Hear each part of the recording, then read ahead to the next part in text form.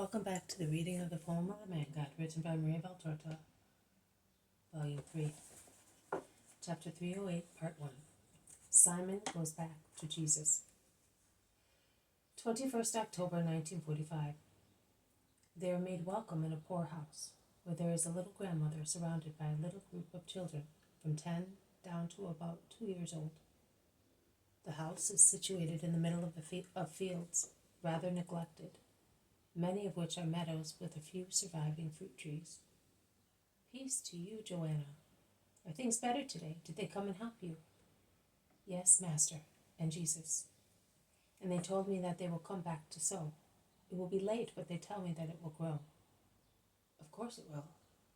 What would be a miracle of the earth and of seed will become a miracle of God. So a perfect miracle. Your fields will be the best in this area, and these little birds which are around you will have plenty corn for their mouths. Do not weep any more. Next year the situation will improve very much. But I will still help you.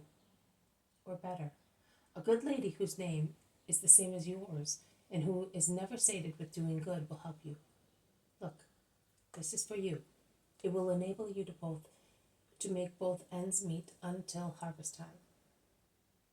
The old woman takes the purse in Jesus' hand at the same time and weeping kisses the latter.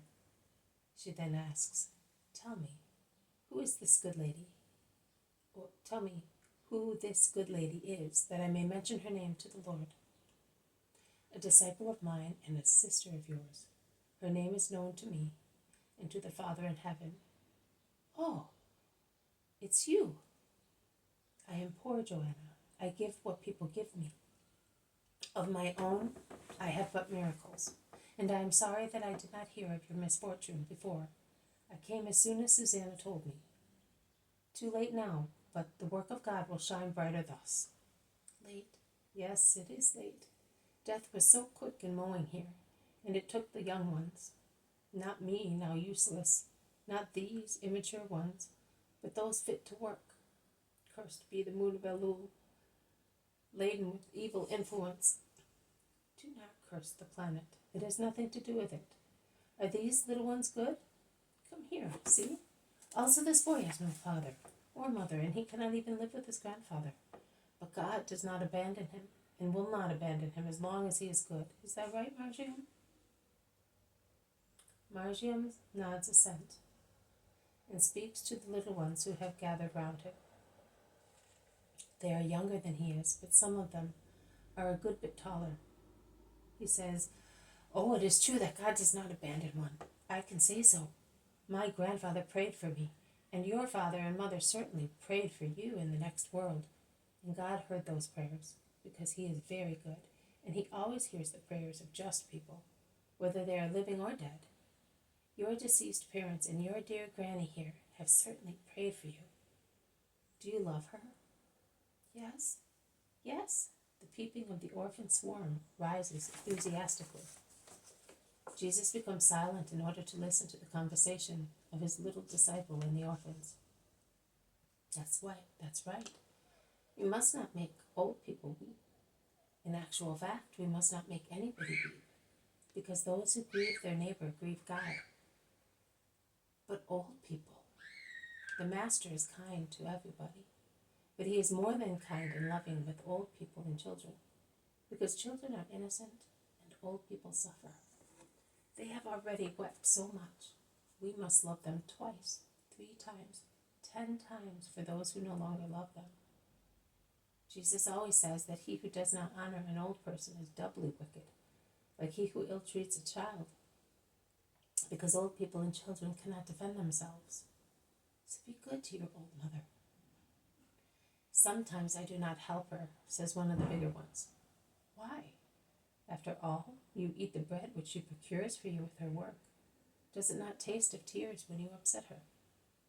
And you, woman. The woman is 10 years old at most, and she is a very thin, pale girl. Do you help her? The little brothers reply all together, Oh, Rachel is good. She stays up until late to spin the little wool we have, and she became feverish working in the field to prepare it to be sown when our father was dying. God will reward you for that, says Margiam gravely. He has already rewarded me by relieving my granny of her worry. Jesus intervenes. Do you not want anything else? No, Lord. But are you cured? No, Lord. But it does not matter. Even if I die now, my grandmother is assisted. Previously, I was sorry to die because I helped her. But death is dreadful, child. As God helps me in life, he will help me in death, and I will go to my mother. Oh, don't weep, grandmother. I love you. I love you too, dear grandmother. I will not say that again if it makes you weep. Nay, if you wish so, I will ask the Lord to cure me. Don't weep, my little mother. And she embraces the desolate old woman. Cure her, Lord. You made my grandfather happy because of me. Make this old woman happy now. Graces are obtained through sacrifices. What sacrifice will you make to obtain it? Asks Jesus seriously. Margiam thinks. He seeks the most painful thing to give up, and then he smiles. I will have no more honey for a whole month. That is not much. The month of Chislev is already far gone.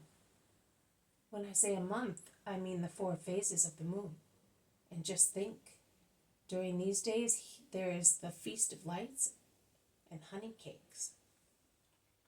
That is true. Well, Rachel will recover thanks to you. Now let us go. Goodbye, Joanna. I will come back before I go away. Goodbye, Rachel. Goodbye, Toby. Be good. Goodbye, you little ones. May my blessing rest upon you all, and my peace be with you. They go out, followed by the blessing of the old woman and the children.